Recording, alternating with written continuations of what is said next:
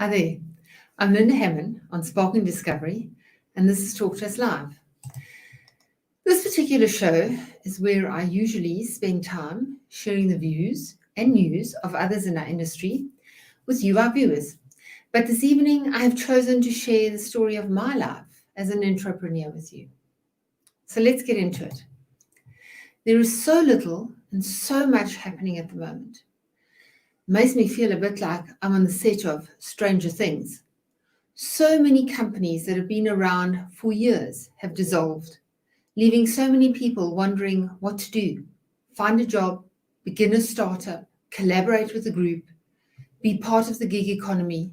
It's endless. The pandemic has become an inflection point for many, not excluding myself. I'd like to share my historical inflection point with you, in the hope that if you're stuck, it may spur you into one direction or another. It's not a Mark Zuckerberg, Bill Gates, Elon Musk, Jack Ma narrative, but that's just it. There are really only about 30 such stories, and they've been told a million times, and in some ways, their success is a bridge too far for many, me included. We constantly feel that we're failing because we're not instantly reaching the heights they've reached.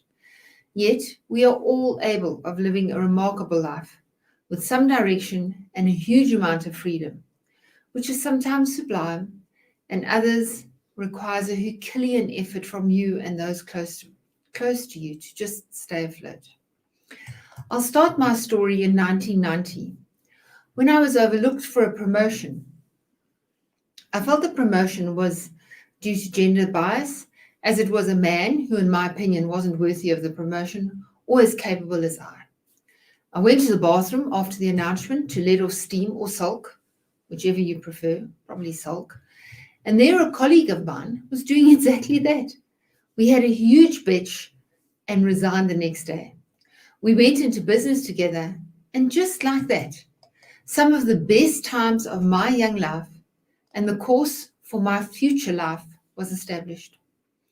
We were decidedly proud of our new venture until our very first day. I can clearly recall we had 3 prospective clients to go and see.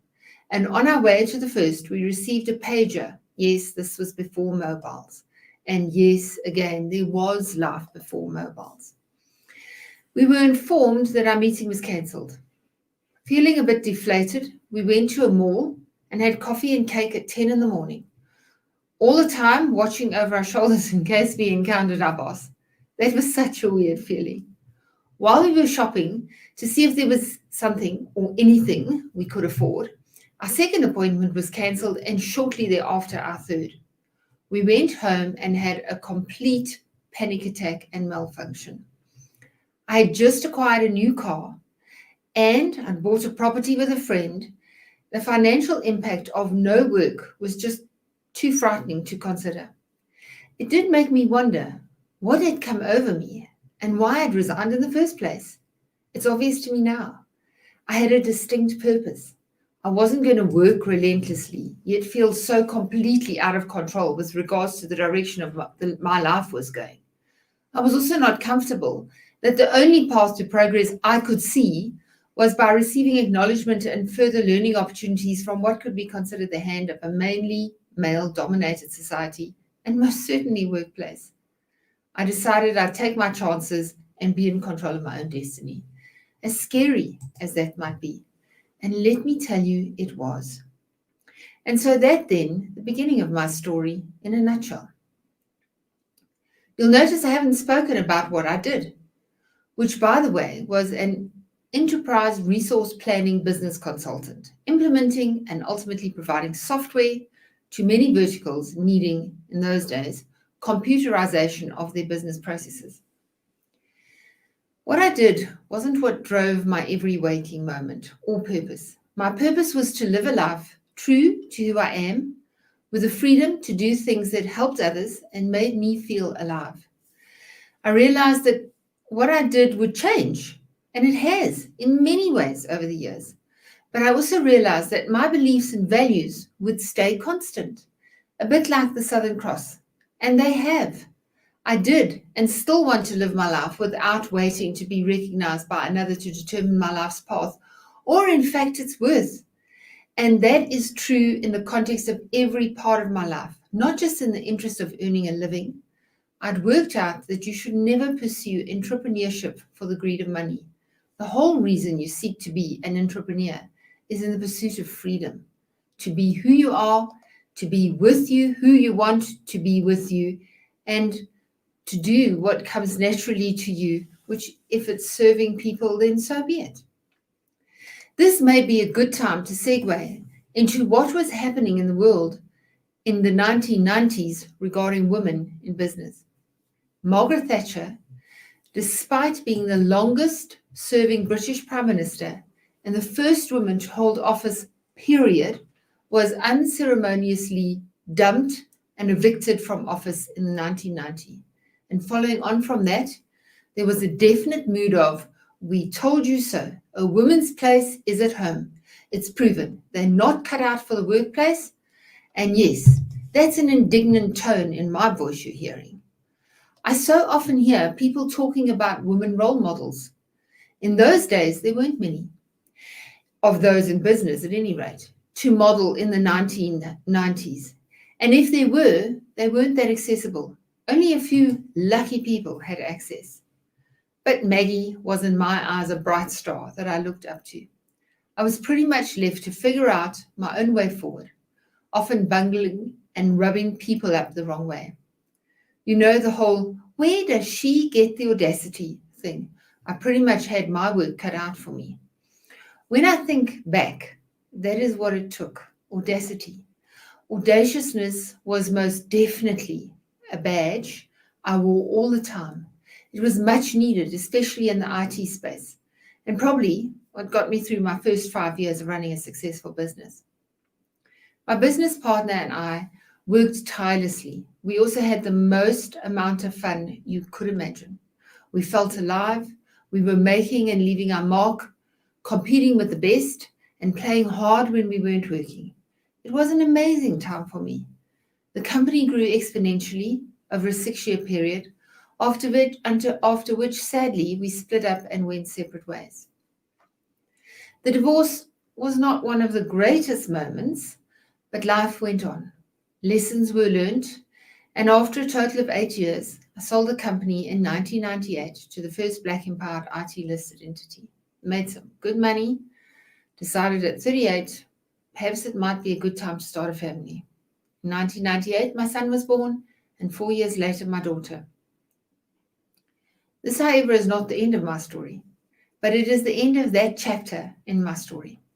I started a new company in 2000, and it is still in existence today. And chapter 2 will unfold next week. The inspiration for telling my story comes from a Kevin O'Leary video. He told an interesting story in his video, the link which is below, and is entitled the same as my show.